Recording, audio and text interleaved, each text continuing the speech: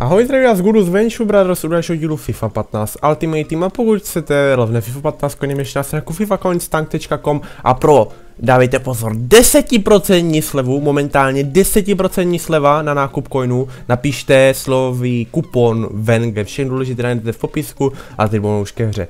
Koupil jsem si tady tento tým ze španělské ligy, jak vidíte, vrátil jsem se k Suarezovi po poradě s Elektrim, který je velký pán, tak jsme dospěli k závěru, že mě bude svědčit tato formace. On mě poradil, jak ten tým poskládat a díky tomu teď jsou neporazitelný a Elektrim mě ani jednou neporazil od té doby. Tak když se na to podíváme, tak náhodou Suarez 11 zápasů, 19 gólů, naprosto nádhera. S tímto týmem jsem za 11 zápasů mám jenom jednu prohru. Jenom jedenkrát jsem prohrál s tímto týmem za 11 zápasů, což beru za obrovský úspěch. Když se podívám na Benzemu, tak to je hlavní asistent, 15 zápasů, 13 asistencí, nádhera. Nebudeme zdržovat na to, jsme v první divizi, jak vidíte, nemám to odehraný ani jeden zápas. Teď jsem se udržel minule to. Udržel jsem se minulou sezónu a teď jdem na to. Tak, spolu nám to soupeře dneska docela rychle, vyberem dresy, ok, on si nechal historické atletika. Bagete. OK, 80 rating. Bagete, Lacazette, Remy, Cabella, Ben Arfa, Griezmann, Matuidi, Mathieu, Loris, Evra, Sanya, OK. Bagete, Lacazette. Jdem na to, hrajeme proti Francouzům. Uvidíme, jak se nám bude dařit. Remy, no to si děláš srandu, že mě tak projde ten noob. Benzema. Luis Suarez, narážečka, Luis Suarez nákop, Luis Suarez, Luis Sura, co to bylo, Luis Suarez, omogo, pěkná volej, ok, Luis Suarez, Benzema, Karim Benzema dává tyčku, omogo. Ne, centry, a toto je v hajzlu, dobré. James Rodriguez, James! Oh my god, dribbling už tady nefunguje, já jsem zapomněl, že EA to změnila tak, aby dribbling byl nefunkční. Luis Suarez. Rodriguez, ne, Benzema! Fauly, penaltu! Co to jako je, se tam válí po zemi, ne, penalta není. Já zapomněl, to je FIFA. Luis Suarez, tyjo, to byla střela. Máme tady poločas a nic se nestalo, za celý poločas se nic nestalo, protože to je FIFA od piče, který tam vyšel před tím měsícem, protože najednou v první divizi dát góla je něco nemožného, prostě ani jeden z těch týmů není možný dát góla, protože tady se teď brání úplně všechno.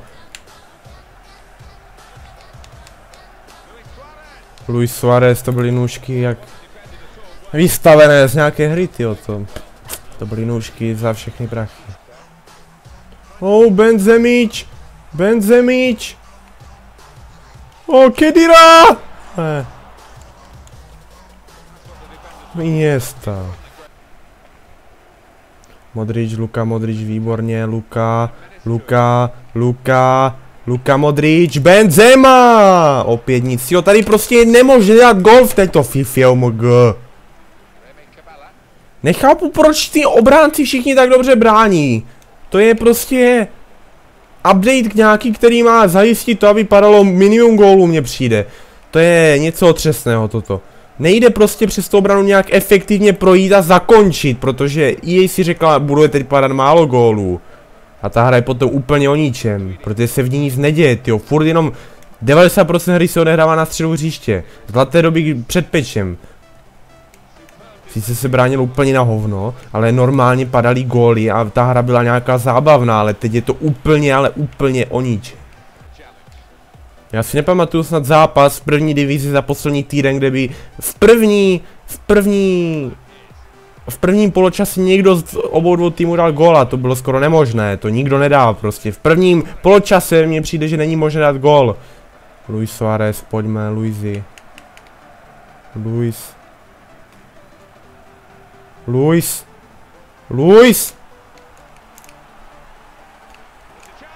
Benzema!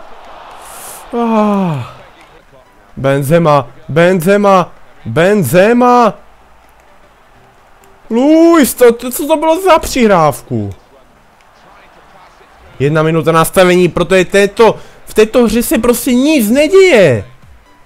No konec, jo. 0-0, jo, to i tak... Ta hra úplně o ničem mě přijde. Teď, potom pečít. Góly nepadají prostě nic, to je... Já doufám, že se vám tento díl líbil, když nepadl žádný gól, byli tady jenom, uviděli jste v celém zápase jenom šance nějaké, tyjo. A bohužel poslední dobou je to furt tak to, že jsou samé šance, ale v těch šancí je velké hovno. Nevím proč, možná je to jenom v první divizi, ale prostě nevím, je to tak.